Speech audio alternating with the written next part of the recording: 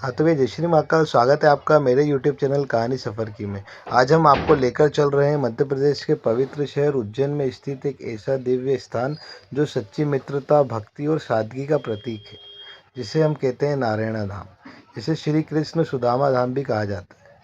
उज्जैन को महाकाल की नगरी कहा जाता है, जहाँ विश्व प्रसिद्ध महाकालेश्वर विराजमान है। लेकिन क्या आप जानते हैं कि यहीं उज्जैन भगवान श्री कृष्ण की शिक्षा भूमि भी रही है। यहाँ पर स्थित है पावन सांदीपनी आश्रम, जहाँ भगवान श्री कृष्ण ने शिक्षा प्राप्त की थी। नारायण धाम का इतिहास सीधे तौर पर श्री कृष्ण और सुदामा की अमर मित्रता से जुड़ा हुआ है। श्री कृष्ण और सुदामा बचपन के मित्र थे। दोनों ने शिक्षा प्राप्त की महान गुरु सांदीपनी जी से, जिनके नाम पर ही यहाँ पर जो एक आश्रम है, जिसका नाम है महर्षि सांदीपनी आश्रम। गुरुकुल में दोनों साथ साथ पढ़ते थे, साथ साथ खेलते थे और कठिन परिस्थितियों में एक दूसरे का साथ देते थे। समय बीतता गया, श्री कृष्ण द्वारिका के राजा बन गए और सुदामा जी एक निर्धन ब्राह्मण बन गए। सुदामा की आर्थिक स्थिति अत्यंत खराब थी। उनकी पत्नी ने उन्हें श्री कृष्ण से मिलने के लिए प्रेरित किया। सुदामा अपने मित्र के लिए भेंट में केवल मुट्ठी भर चावल लेकर द्वारका पहुँचे थे। जहाँ श्री कृष्ण ने अपने मित्र को देखा तो वे भावुक हो उठे। उन्होंने स्वयं सुदामा के चरण धोए, उन्हें गले लगाया और राजमहल में सम्मान दिया। सुदामा ने कुछ नहीं मांगा, लेकिन श्री कृष्ण ने बिना कहे ही उनकी सारी दरिद्रता दूर कर दी, वो मुट्ठी भर चावल से। इतनी अमर थी उनकी मित्रता। अब हम बात करते हैं नारायण धाम की। तो एक समय की बात है, जब भगवान श्री कृष्ण और सुदामा जी लकड़ी लेने के लिए उज्जैन के सांदीपनी आश्रम से 35 किलोमीटर दूर महिदपुर तहसील में स्थित नारायण धाम की उस लोकेशन पे जब वो पहुँचे, तो वहाँ पर जब वो लकड़ी बीन के वापस आश्रम के लिए आ रहे थे, उस समय वो बहुत तेज़ बारिश होने लगी। तो फिर उनने सोचा कि हम नारायण धाम यानी कि इस लोकेशन पे रुक के थोड़ा विश्राम कर लेते हैं और बारिश से भी बच जाएंगे। तो वो वहाँ पर रुकते हैं। जब वो वहाँ पर रुकते हैं तो जो है गुरु माता ने जो उनको चने दिए थे, वो चने सुदामा जी अकेले ही खा लेते हैं और भगवान श्री कृष्ण को नहीं देते। ये प्रसंग आपने भी सुना होगा और देखा होगा टेलीविज़न के माध्यम से या दूसरे इलेक्ट्रॉनिक्स डिवाइस के माध्यम से। आपको भी ज्ञात होगा कि इस परिप्रेक्ष्य में या ये वाली स्थिति उत्पन्न हुई थी उस समय। तो भगवान श्री कृष्ण के हिस्से के चने भी सुदामा जी खा लेते हैं, जिस कारण से उन्हें बाद में दरिद्रता आ जाती है। तो यही वो लोकेशन है जहाँ पर भगवान श्री कृष्ण के हिस्से के चने सुदामा जी ने खाए थे। इसके अलावा जब बारिश तेज़ हो रही थी और उस समय भगवान श्री कृष्ण और सुदामा जी वहाँ पर विश्राम कर रहे थे, तो उनके हाथों में जो लकड़ियाँ थी, भगवान श्री कृष्ण और सुदामा जी के हाथों में, वो लकड़ियाँ वहाँ पर गिर जाती हैं। जब वो लकड़ी वहाँ पर गिर जाती हैं तो कहते हैं कि वो लकड़ी ने फिर से वृक्षों का रूप ले लिया। भगवान श्री कृष्ण और सुदामा जी तो उन लकड़ियों को वहाँ छोड़ के आ गए, लेकिन वो जो लकड़ियाँ हैं वो आज भी हरी भरी हैं। आज भी उसकी वही भव्य जो है छाँव देखने को मिलती है। और कहते हैं कि कृष्ण जन्माष्टमी पर या भगवान श्री कृष्ण से जुड़े हुए जितने भी त्यौहार हैं, होली, जन्माष्टमी है ना, इस तरीके के त्यौहार पर वहाँ पर भक्तों का तांता लगा हुआ रहता है। काफ़ी भीड़ वहाँ पर मौजूद रहती है। इस देश से ही नहीं, विदेशों से वहाँ पर दर्शनार्थी, विदेशी सैलानी वहाँ पर आते हैं और भगवान श्री कृष्ण और सुदामा जी के उस स्वरूप का दर्शन करते हैं। यहाँ पर एक प्राचीन बावड़ी बनी हुई है और बावड़ी के पास में ही एक शिव मंदिर है, जो कि स्थापित किया गया है और बहुत पुराना प्राचीन वो मंदिर है। इसके अलावा वहाँ पर उस जो मंदिर है, मंदिर के पास में ये श्रीमद् भगवत कथा करने के लिए पंडाल बनाया गया है।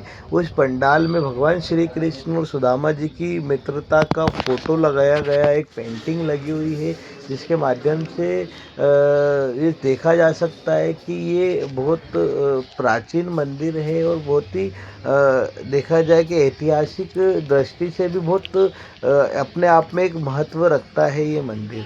इसके अलावा अगर आप देखेंगे इस मंदिर में जाकर, तो इस मंदिर में आपको बहुत शांति मिलेगी। बहुत शांत मंदिर है, ना ज़्यादा भीड़ है, ना ना इतना ज़्यादा जो है कहा जाए कि इतना ज़्यादा आपको भीड़-भाड़ देखने को नहीं मिलेगी इस मंदिर में, और ना ही इतने ज़्यादा धक्का-मुक्की आपको जो दूसरे मंदिरों में या दूसरी जगह पर जो पब्लिक टूरिस्ट प्लेस पे देखने को मिलती है, वो सब आपको इस मंदिर पे देखने को नहीं मिलेगी। आप अगर आप मन की शांति चाहते हैं, तो आप एक बार विज़िट या एक बार ज़रूर दर्शन करने के लिए जाएँ नारायणा धाम में, जो कि आपको मन की शांति भी देगा और सुकून भी देगा। आपको लगेगा कि हाँ, मैं कोई ऐसी जगह पे गया हूँ जहाँ पर बहुत शांति है, और ये एक ऐसा मंदिर है जहाँ पर आपको शुद्ध हवा मिलेगी। जो क्योंकि ये गांव में स्थित एक मंदिर है, इसीलिए यहाँ पर आपको बहुत शांति भी मिलेगी और शुद्ध हवा भी मिलेगी। उस गांव की शहर की चकाचौंध से दूर बना हुआ ये मंदिर अपने आप में ही एक ऐतिहासिक पृष्ठभूमि रखता है। और जो है इस मंदिर में बहुत अच्छी अच्छी बातें लिखी हुई हैं कि किस प्रकार की हमको आचरण रखना चाहिए, किस प्रकार की हमको पवित्रता रखनी चाहिए, किस प्रकार का हमको दानदाता बनना चाहिए।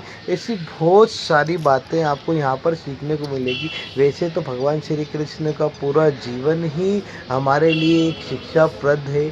भगवान श्री कृष्ण ने बहुत सारी बातें हमको बताई है, चाहे आप महाभारत में ले लो, पांडव और कौरव का युद्ध ले लो, या उनने जो इतनी कम उम्र में 64 कलाओं का ज्ञान प्राप्त कर लिया था, या फिर उनने वो जो 14 विषयों की पढ़ाई करी थी वो आप ले लो। तो ऐसी बहुत सारी चीज़ें हैं जो आपको भगवान श्री कृष्ण से जुड़ी हुई चीज़ें मिलेंगी। इस प्रकार भगवान श्री कृष्ण ने अर्जुन को ज्ञान दिया था कि अगर जो आपके सामने खड़े हुए हैं वो भी एक माया ही है, और अभी जो हमारे सामने जो चल रहा है ये एक पूरा माया है। तो ऐसे ही आपको और भी चीज़ें इस यहाँ पर जाके सीखने को मिलती है। यहाँ पे आपको उन ग्रामीण लोगों से मिलने को मिलेगा जो यहाँ पर वास करते हैं, यहाँ पर रहते हैं।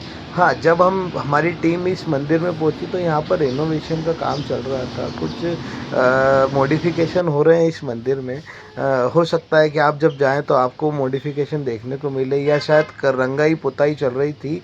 कह सकते हैं कि होली का उत्सव आने वाला है, तो होली के पहले जो है मंदिर को बहुत अच्छे से सजाया जाएगा, बहुत यूनिक तरीके से दिखाया जाएगा। इस कारण से कहीं न कहीं ये चीज़ आपको देखने को मिलेगी। हाँ, मंदिर के पास में ही जल स्रोत 2 हैं, एक तो कुंड है, इसके अलावा एक सरकारी नल लगा हुआ है, हैंडपंप बोल सकते हैं जिसे हम। तो हैंडपंप भी आपको देखने को मिलेगा, क्योंकि अब क्या हो गया है कि हर जगह पर हैंडपंप इतने ज़्यादा लगाए नहीं जा रहे हैं। कहीं न कहीं आने वाले समय में हमको हैंडपंप एक तरीके से विलुप्त तो हो जाएँगे, हैंडपंप देखने को नहीं मिलेंगे, तो वहाँ पर आपको हैंडपंप भी देखने को मिलेगा।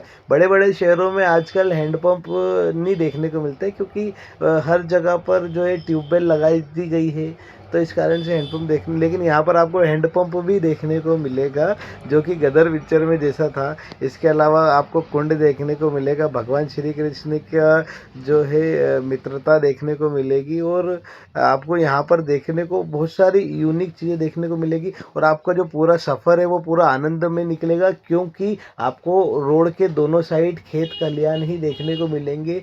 शहर की चकाचौंध से दूर बना हुआ ये मंदिर अपने आप में ही एक ऐतिहासिक पृष्ठभूमि है। तो कृपया आप एक बार इस मंदिर को ज़रूर विजिट कीजिए, एक बार दर्शन करने ज़रूर जाइए, और ऐसी ही और जानकारी के लिए हमारे चैनल को सब्सक्राइब कीजिए, लाइक कीजिए, फॉलो कीजिए, और प्लीज़ इसको शेयर कीजिए। ऐसी ही और जानकारी हम आपके लिए लेकर आते रहेंगे, और आगे भी आप हमारे साथ ऐसे ही बने रहिएगा। मैं आशा करता हूँ कि आपको ये जानकारी भी बहुत अच्छी लगेगी, और आप अपने इष्ट मित्रों के साथ में इस जानकारी को साझा करेंगे, और हमारे इस प्रयास को आप और प्रोत्साहित करेंगे कि हम और ऐसे ही जानकारी आपको लेकर आ सकें आपके लिए, क्योंकि देखिए ये पूरी जो मेहनत कर रहे हैं हम आप लोगों के लिए ही कर रहे हैं। तो ऐसी और जानकारी के लिए बने रहिए मेरे यूट्यूब चैनल कहानी सफ़र की में। ऐसे ही और सफ़र मैं आपको बताता रहूँगा। जय श्री महाकाल, जय श्री कृष्णा।